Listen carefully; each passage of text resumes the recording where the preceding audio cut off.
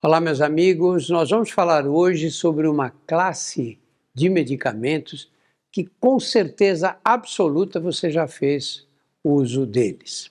Nós vamos falar sobre os antibióticos.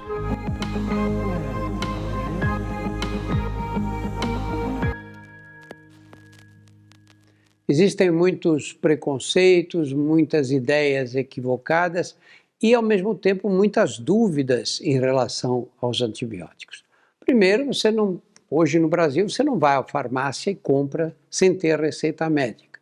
E a receita é fundamental porque você tem que receber a indicação exata daquele medicamento e depois de como usá-lo.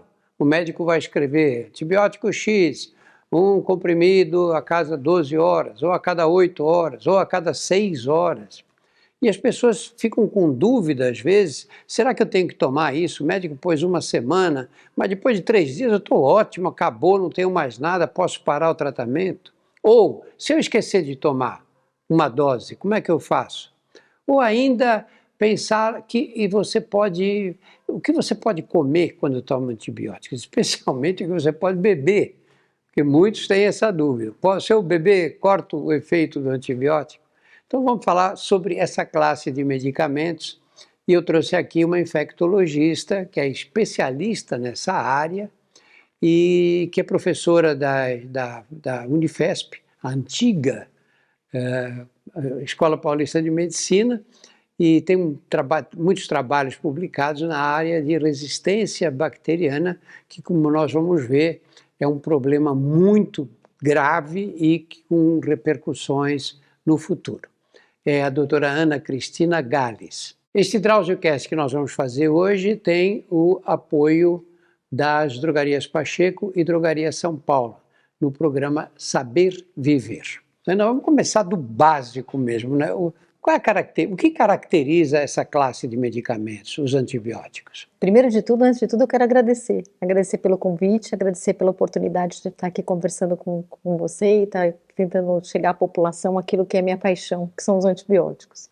Os antibióticos, eles representam um número grande de medicamentos que eles têm como principal objetivo é inibir o crescimento da bactéria. Então, eles querem matar as bactérias de preferência. Então, de uma linguagem bem simples, a gente utiliza os antibióticos para que a gente possa inibir o crescimento das bactérias e curar uma infecção que seja causada por bactéria. Isso é muito importante que a população entenda, que as infecções podem ser causadas por vírus, bactérias, fungos, parasitas, mas que os antibióticos só vão atuar nas bactérias.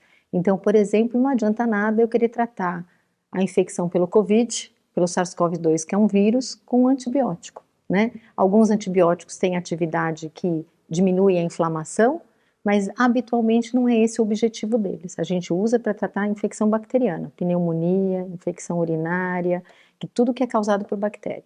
E muita gente tem um resfriado e fica meio derrubado aí com congestão nasal, ou uma gripe, que é uma doença que derruba de verdade. Derruba de verdade. E acha que eu devia tomar um antibiótico para melhorar. Qual é o equívoco aí? O equívoco é que a gripe, o resfriado, a Covid são causados por vírus, né? E o antibiótico não atua nos vírus, então não adianta a gente tomar. É muito comum quando a gente trabalha em pronto atendimento, o paciente chegar e falar, olha, doutor, eu estou muito ruim, eu vim aqui porque eu estou com uma gripe, eu estou com medo que isso vire uma pneumonia. Então a senhora podia dar um antibiótico para mim? Não resolve, né? E pelo contrário, se eu tomar o antibiótico, eu ainda vou selecionar, porque o trato respiratório da gente, a boca, a pele, o intestino, a gente tem bactéria. Então, se eu tomar um antibiótico, ainda corre o risco de eu não prevenir a infecção, e se eu tiver uma infecção, ela tenda causada por uma bactéria que é resistente. Então, acho que é muito importante as pessoas terem a ideia que o antibiótico, ele não serve para prevenir uma infecção bacteriana naquele paciente que tem uma infecção por um vírus, né? De modo geral, eu estou falando assim. E como os antibióticos agem? Por que eu estou com uma infecção num dedo e eu tomo por boca um medicamento? Ele chega lá? Ele chega. Então, assim, depende do antibiótico, tem toda uma série de coisas, mas assim, é importante a gente saber que o antibiótico ele muda, né? A gente vai prescrever o antibiótico de acordo com o local da infecção. Porque dependendo do local da infecção, lógico que também depende da pessoa, né? Quer dizer, se eu sou uma pessoa saudável, eu posso ter um tipo de infecção. Se eu sou uma pessoa transplantada, eu posso ter outra. Mas de modo geral, se eu tenho uma infecção de pele, ela é causada por uma bactéria que a gente chama de Staphylococcus, Streptococcus. Se eu tenho uma infecção urinária, ela é causada por uma outra bactéria que a gente chama Escherichia coli. Quer dizer, geralmente, lógico que tem variações, de modo geral eu estou falando. Então eu procuro antibióticos que tenham atividade contra as bactérias que estão causando esse tipo de infecção. Então eles vão procurar, dependendo, e aí o antibiótico muda. Aí tem antibiótico que é bem absorvido por via oral, tem antibiótico que não é absorvido por via oral, quer dizer que não adianta eu tomar por boca, que ele não faz efeito, aí eu tenho que dar o antibiótico na veia. Tem antibiótico que vai ter atividade contra o estáfilo e outro que não vai ter atividade contra o estáfilo. Então, tudo isso o médico vai ter. A gente sempre brinca com os alunos que eles têm que aprender rapidinho, quando vai prescrever antibiótico, em pensar num triângulo. Um triângulo é o tipo de paciente que ele está atendendo, o tipo de infecção que ele está causando e qual é o micro-organismo que está causando. Então a gente tem que pensar isso de uma maneira, conforme a gente vai ficando mais experiente, né? Não vou falar mais velho, então a gente vai ficando mais treinado em fazer esse raciocínio mais rápido. Mas quando a gente é estudante, a gente tem muita dificuldade para conseguir fazer, né, pensar nisso de maneira rápida. Mas é isso que a gente tem que aprender. E cada ponto desse triângulo a gente tem que pensar um monte de coisa. A idade do paciente, se o paciente tem insuficiência, se o rim está funcionando, se o fígado está funcionando, se tem algum problema, se toma algum outro medicamento que vai interferir com a absorção do micro-organismo, né, do agente, a bactéria que está causando a infecção. A gente tem que pensar, nossa, mas essa é uma infecção que pegou na comunidade ou pegou no hospital? Essa infecção é causada por uma bactéria que é sensível ou é resistente? Então, tudo isso a gente vai pensando de uma maneira mais rápida. Quando chega no antibiótico, então, os alunos chegam para mim e falam, mas professor, eu tenho que saber tudo isso?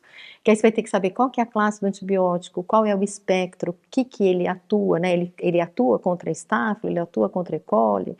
Aí vai olhando qual é a absorção dele, qual que é a metabolização, e aí tem 10 itens que eu não vou ficar aqui falando porque eu não quero deixar ninguém entediado. Mas é uma coisa que a gente tem que pensar. Ana, quer dizer que você sair tomando um antibiótico por conta própria, você não que é especialista, né? Mas uma pessoa qualquer que toma antibiótico, que a mãe fez um tratamento e sobraram alguns comprimidos ou algumas drágeas. A chance de dar errado é muito grande, né? É muito grande. Isso assim, a gente sabe, né, medicamento infelizmente custa caro no Brasil, e as pessoas às vezes a gente não descarta o medicamento, a gente compra e guarda lá a caixinha, né? Existe uma discussão grande em antibióticos se a gente não devia fazer como faz nos Estados Unidos ou nos países, né, mais desenvolvidos, em que você faz uma prescrição, você fala, você vai tomar um comprimido a cada 12 horas durante 5 dias. Então, você recebe os 10 comprimidos. Você toma e não sobra medicamento, né, para você tomar. Então, mas se sobrar medicamento, primeira coisa, se você quiser guardar, guarda, mas se for tomar, peça a opinião de um médico. Você vai no médico e fala, olha, eu tenho, não é o ideal, mas eu entendo que também as pessoas também não vão jogar fora o remédio, né? Agora, também se for jogar fora, eu vou aproveitar e fazer aqui a gente tem uma campanha agora, que é para o descarte correto de medicamento, não só antibiótico, mas não joga no lixo comum, nem no vaso sanitário, porque isso atinge o esgoto, né? Então a gente tem, nas farmácias, a gente tem já o descarte adequado para levar os medicamentos até lá para fazer o descarte apropriado. Vamos repetir isso? Não jogue o antibiótico no lixo comum, não jogue o antibiótico no vaso sanitário, nem no ralo da pia. Leve a embalagem, né, para ser descartada ou na unidade básica de saúde, ou para ser descartada nas farmácias. A gente tem uma campanha grande agora do grupo que a Luísa Trajano está levando agora. Nós vamos começar a campanha agora sobre o descarte adequado de medicamento. Isso é importante. Ana, fala um pouquinho da regularidade e da periodicidade do uso dos antibióticos. Porque alguns devem ser administrados de 6 em 6 horas, a pessoa tem que pôr despertador para acordar, outros só de 8 em 8, outros uma vez por dia só.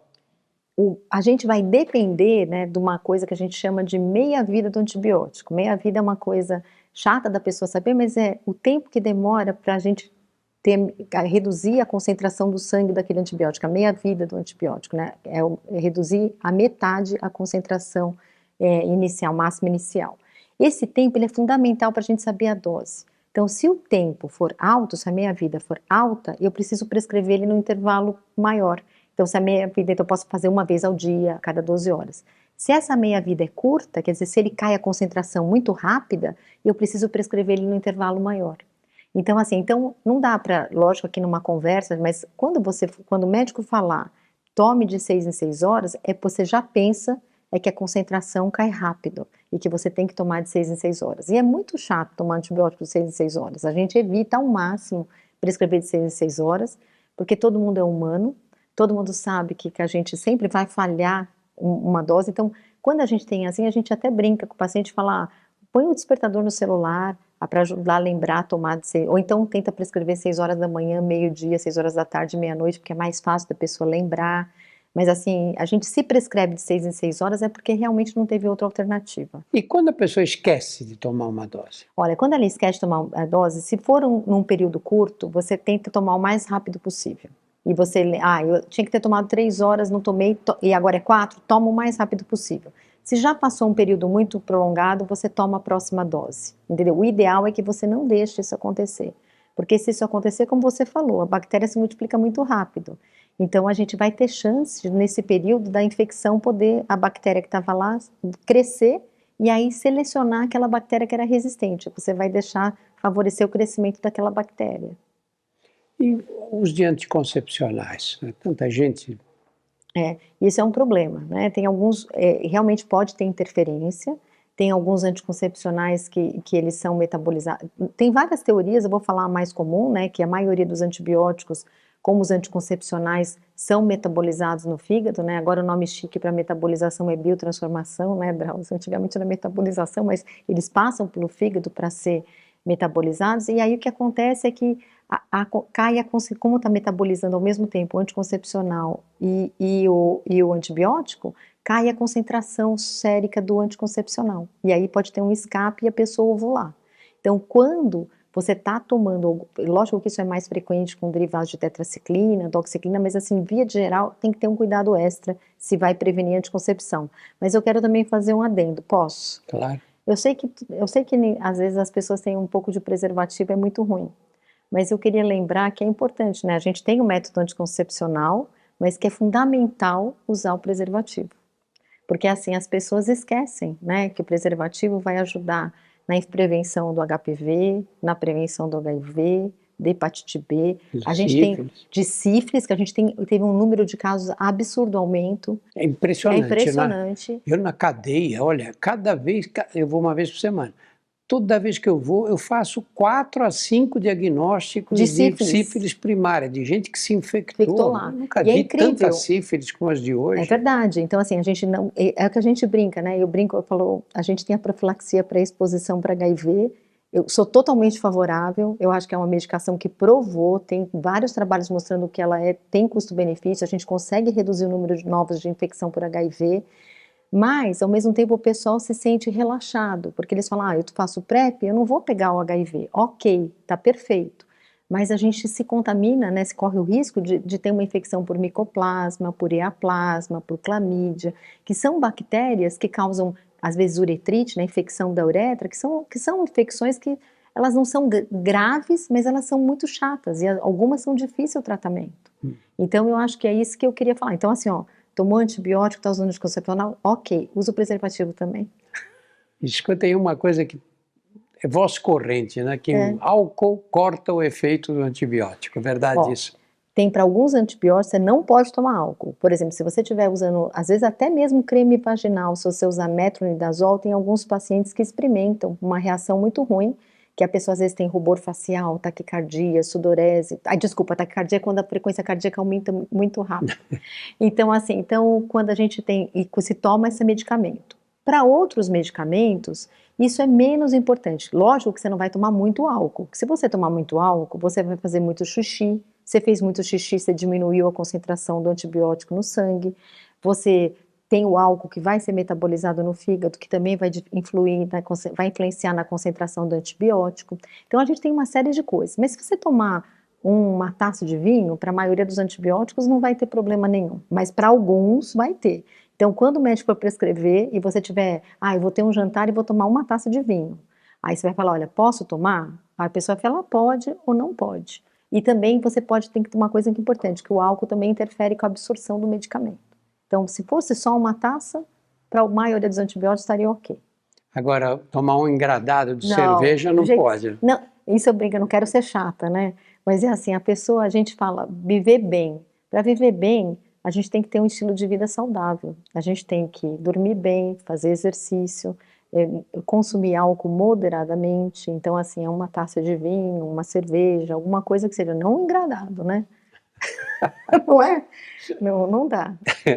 No passado se falava muito de que criança não podia tomar antibiótico porque amarelava os dentes. Eu não escuto mais falar isso hoje. Não escuta mais porque a gente quase não prescreve mais tetraciclina. Tetraciclina, né? Porque as tetraciclinas, né, elas acabam interferindo no metabolismo do cálcio e elas acabam impregnando no dente. Elas acabam deixando o dente escuro, amarelado ou mesmo acinzentado, preto. Então, antigamente a criança tinha muita dor de garganta, tinha dor de ouvido, e tetraciclina na época era um antibiótico muito bom, né, derivados de tetraciclina, e aí eles davam, e era por isso que manchava os dentes, porque estava indo na fase de desenvolvimento dos dentes, a tetraciclina impregna. Mas adulto pode tomar sem essa precaução, né? Tem até tem o derivado de tetraciclina, né, um antibiótico chamado minociclina, que é bem interessante, que ele também causa coloração ou descoloração de pele, às vezes de vaso sanguíneo, mas isso é um efeito que é uma reação indesejável do antibiótico, né? Por isso que a gente só deve, isso é um conceito que eu acho que é importante que as pessoas saibam. O antibiótico, ela não é um remedicamento que não tem uma reação colateral, não é um efeito colateral, uma reação adversa. Ela pode também ter, por isso que a gente quando prescreve, a gente tem que pensar bem, que vai estar causando mais benefício do que malefício, porque você pode ter reação adversa. No caso das mulheres grávidas, né? A mulher grávida tem muita infecção urinária, por exemplo. Quais são os cuidados que devem ser tomados? A gente tem que tomar muito cuidado, por exemplo, assim, a gente não prescreve quinolona, por exemplo, em mulher grávida, né? Só se realmente ela correr risco de vida e essa fosse a única opção. Ciprofloxacino, norfloxacino, porque você tem problema de fechamento precoce da cartilagem de crescimento em modelo animal, então a gente evita usar em grávida e nas grávidas a gente toma um cuidado especial.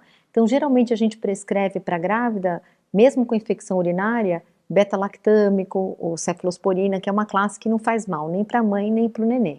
Agora, assim, só se a grávida tiver com uma infecção realmente generalizada, muito grave, aí a gente sempre vai priorizar a mãe em relação ao recém-nascido, ao nenê. Ana, eu queria que você falasse agora sobre um tema que é a sua razão de viver. É a minha paixão. que é a resistência aos antibióticos. Vamos explicar o conceito. Por que aparece esse tipo de resistência? Então, acho que eu vou começar um pouquinho antes disso. Eu acho assim, olha, quando a gente tem maravilhas na medicina, eu diria. Grandes maravilhas na medicina, né? A gente tem os antibióticos, as vacinas e o saneamento básico.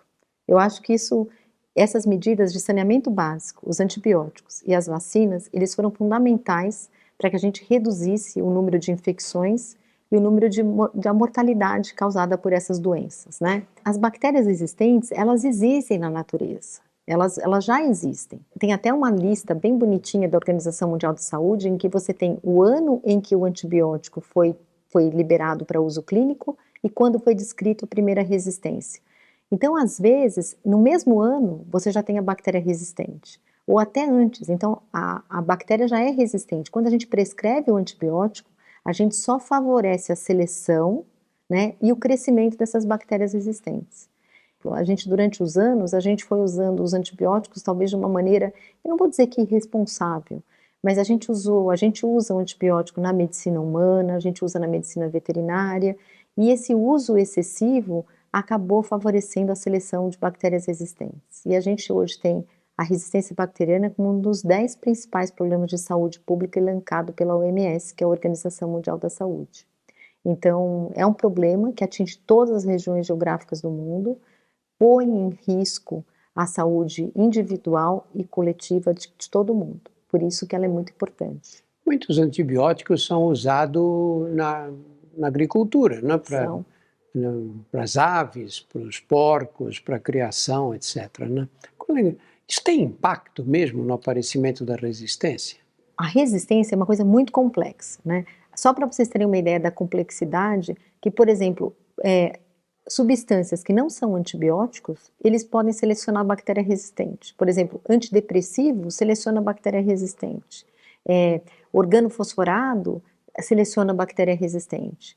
Então, a gente tem uma cadeia que é gigantesca, que várias coisas podem selecionar bactéria resistente. Os antibióticos, eles, para favorecer o crescimento mais rápido do animal, eles dão antibiótico, o animal ganha mais peso.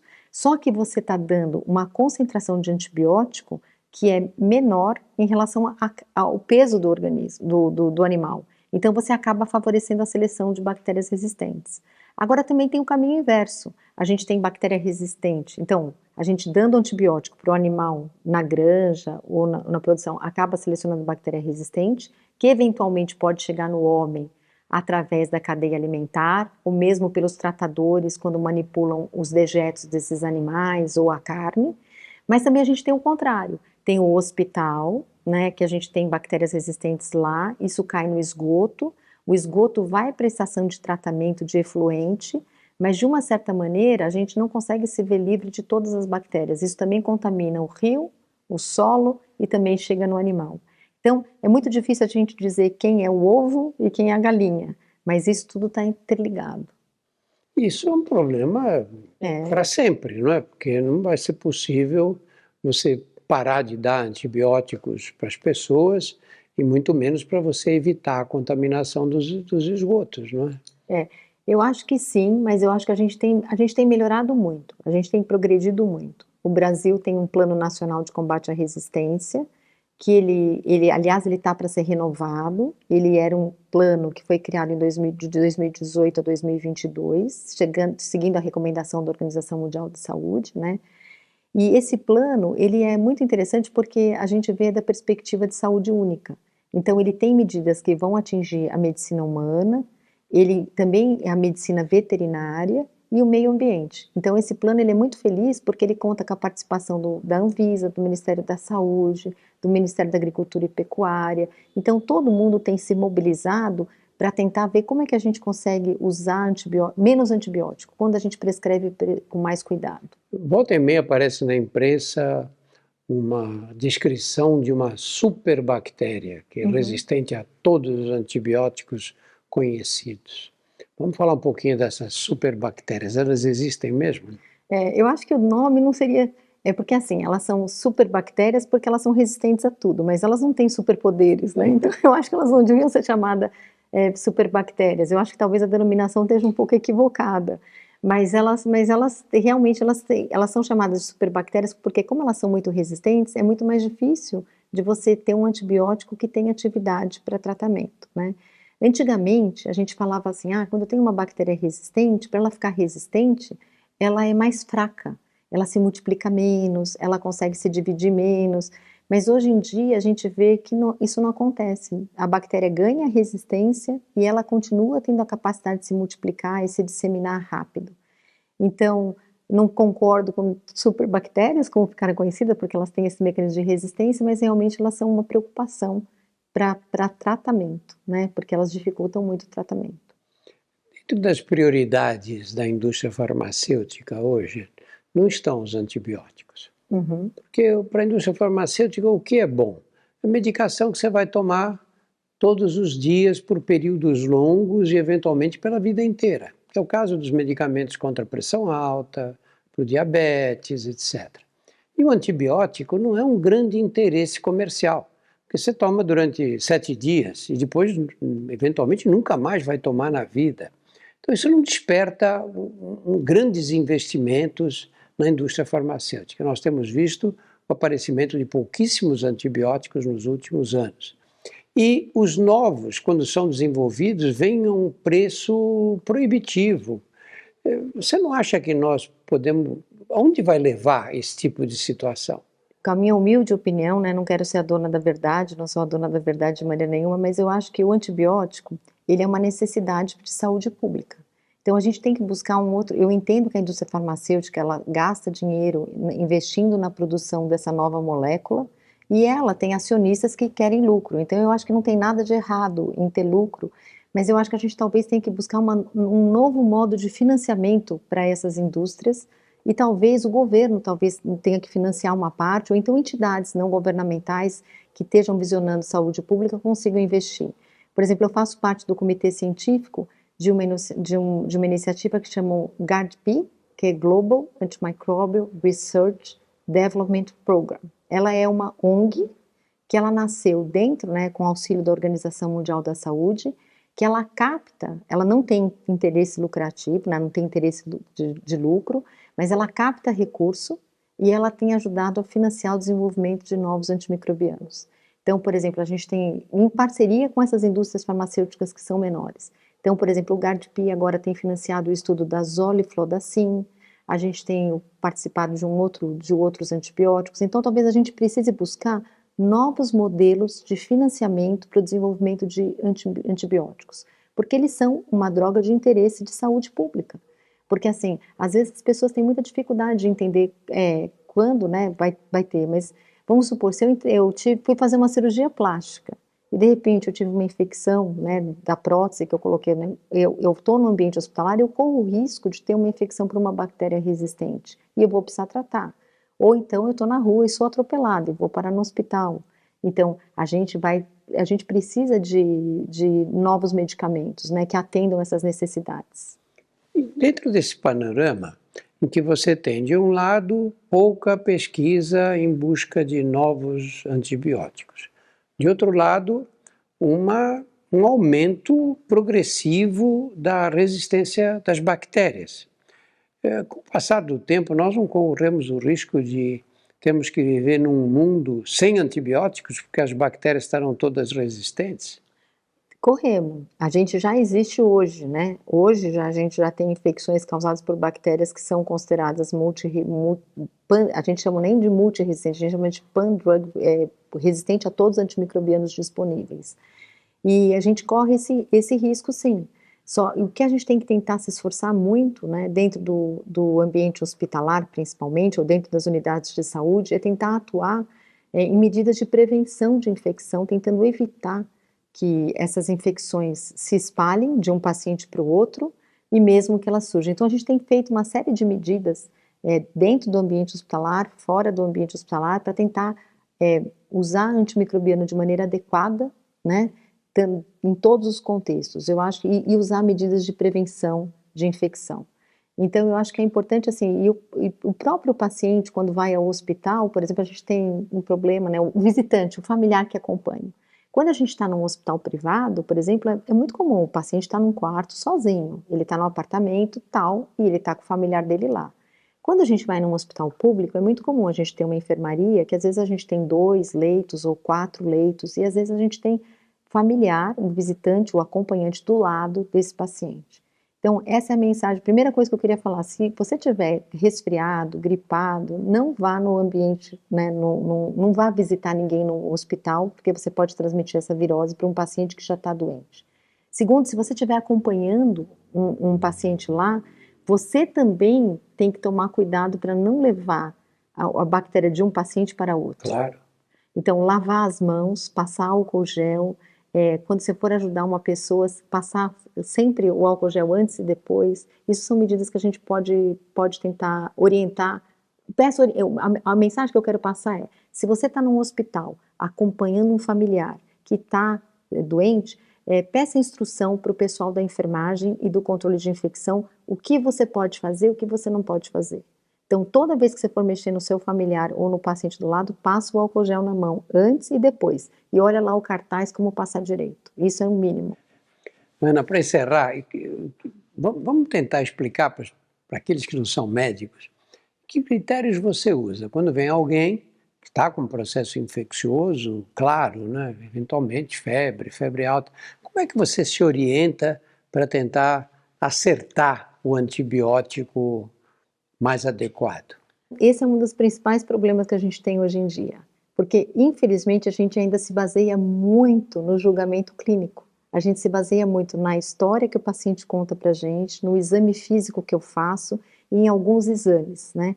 A gente tem lutado muito para ter exames mais rápidos que possam nos orientar se a infecção está sendo causada por uma bactéria ou um vírus. mas a gente ainda tem uma deficiência, então a gente precisa, eu brinco, Drauzio, não sei se você lembra que a gente tem uma fitinha que era de destro, que a gente fura o dedo do paciente para ver a taxa de açúcar.